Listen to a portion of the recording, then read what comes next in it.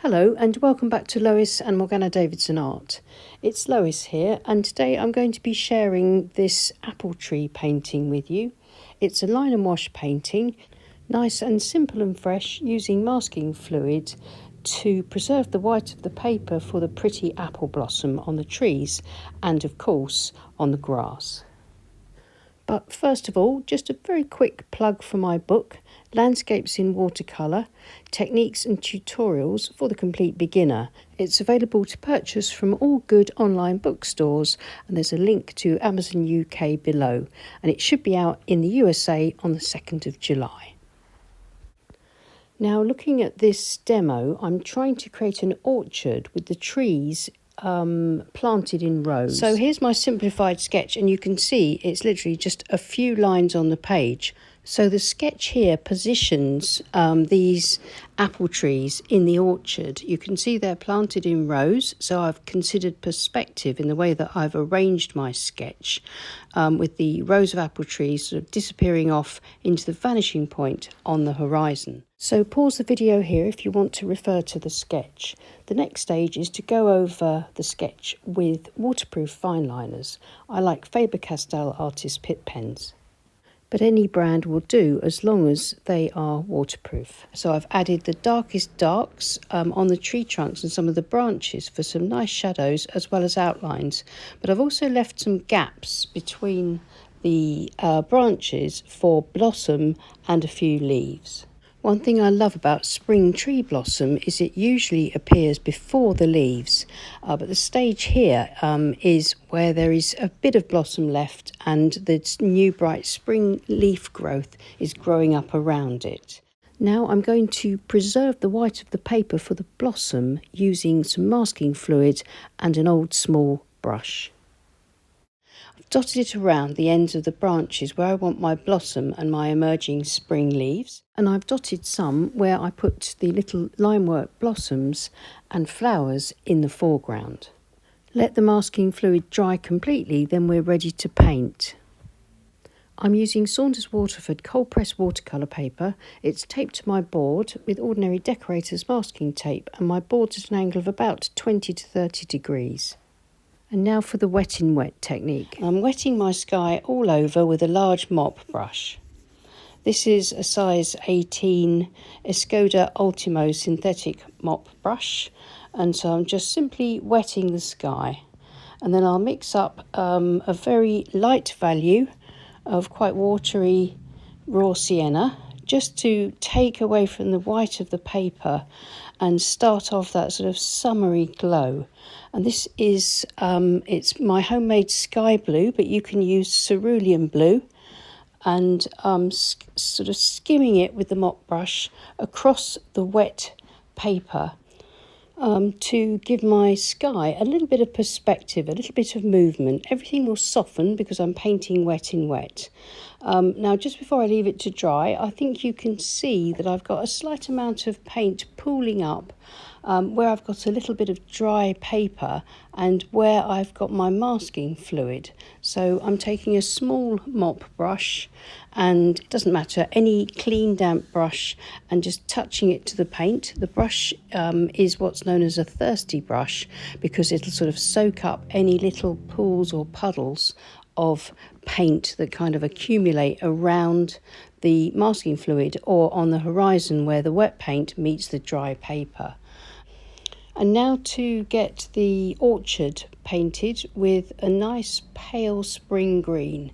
This is the cerulean blue or sky blue mixed with lemon yellow, plenty of water, keep it a nice light value, and paint it across below the horizon, and then add burnt sienna to warm it up and brighten it up to a mid-tone and bring it across underneath the closest trees. The trees, I hope you noticed in the introduction I showed you, have shadows beneath them, and I think that's a lovely feature of this painting, of this photograph. So I want to include the shadows in my painting, so I'm going to try and get a little bit more dark, wet in wet, especially around the foreground and underneath those trees.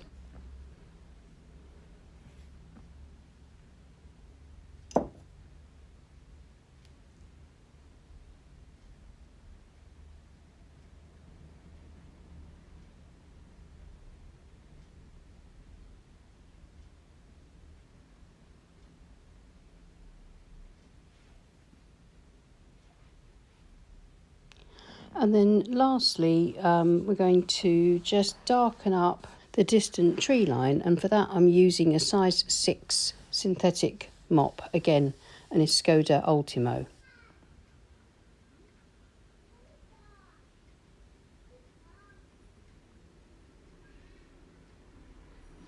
And now just leave it to dry completely, and then we'll come back and continue and start painting in the trees. So here it is. You can see it's dried back a lot lighter, but we've got that nicely established, slightly darker tones in the foreground. So I'm going to remove the masking fluid on the trees. I'm going to leave the masking fluid on the flowers in the foreground though. I'm just going to remove it where I want my foliage on my trees and my tree blossom.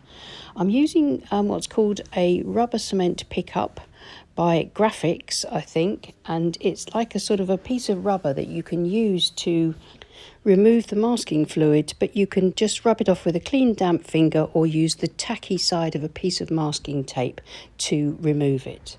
Then once you've removed it, just brush off any dry crumbs that are hanging around on the paper.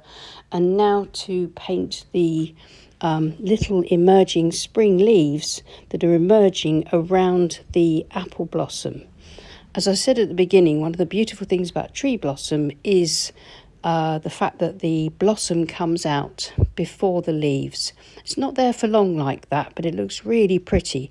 And then as the leaves grow up around the pretty blossom, it becomes even prettier.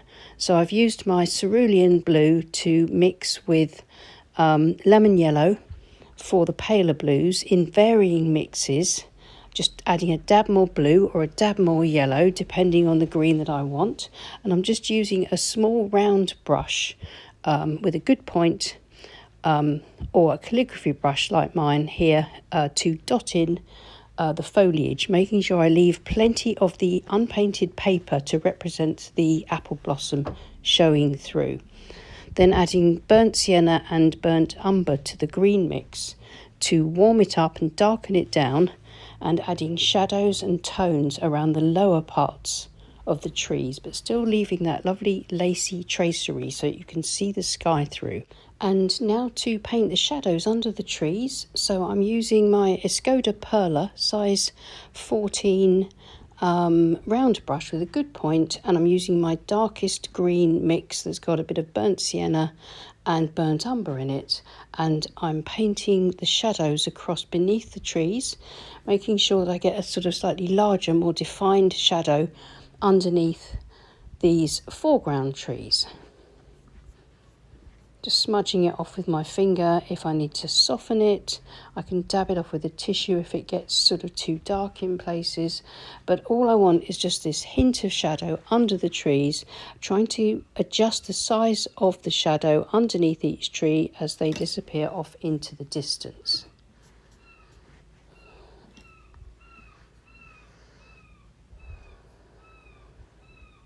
And reloading my excuse me, brush with plenty of paint, and then coming in and painting a tree, a large foreground tree that's just out of shot, so to speak, but it's cast its shadow across the foreground, taking it off the tape and bringing it about 2/3 of the way across the field or the orchard.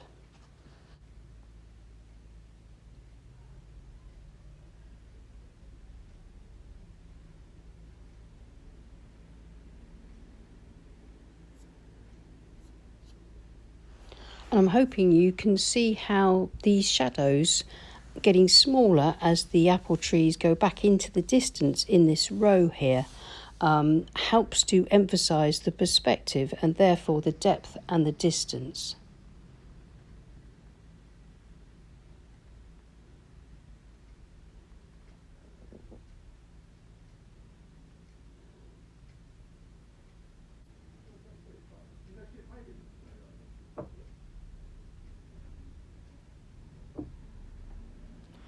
And then the last thing to do at this stage is to just add a bit of water to the green so it's a lot paler, and then paint over the sort of tree line in the far distance on the horizon line, taking care to paint around the blossom so that it appears to be in the distance with the trees in front of it. And again, this helps to push these trees forward and gives us more depth and distance. So just take care doing this and make sure, as I say, that you paint around your blossom.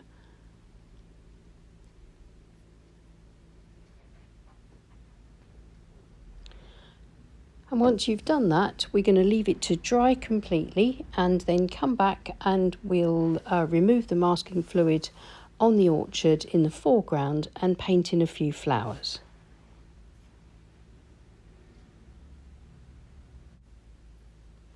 So it's nice and dry, and I'm using my rubber cement pickup again to remove the masking fluid, but rub it off with a clean finger or use the tacky side of a piece of masking tape. And then brush off any crumbs with a dry brush. And now I've mixed up some cad yellow, and I'm going to use the point of my brush and I'm going to touch it into the distant little clumps of flowers. And then just bring the paint across in horizontal lines as well around the flowers to keep them a little bit paler in the midground. Then as I come forward, I'm going to increase the intensity of my cad yellow and paint in nearly all of the flowers, maybe dandelions, buttercups, whatever they are, in the front, in the foreground. So those flowers are larger because they're closer to us, and hopefully they will just give us the impression of this little carpet of beautiful wild flowers surrounding this pretty orchard in springtime.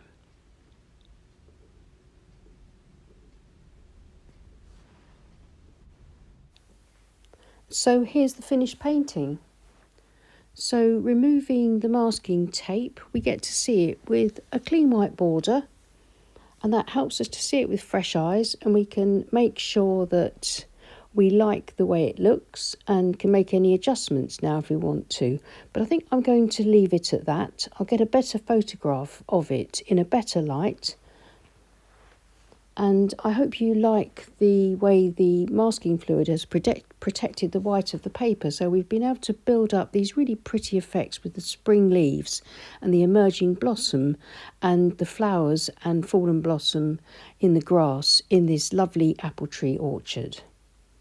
Well, I hope you enjoyed watching this very simple demo and that you'll give something similar a go. Let me know what you think in the comments, and if you enjoyed this, then please hit the thumbs up button. We'd really appreciate that. And if you haven't already subscribed to our channel, then please do so. It's free to do, and it really helps us with our reach on YouTube. And thank you so much to everyone on Patreon who supports the channel. We really do appreciate each and every one of you. I'll see you again soon. Take care and happy painting. Bye.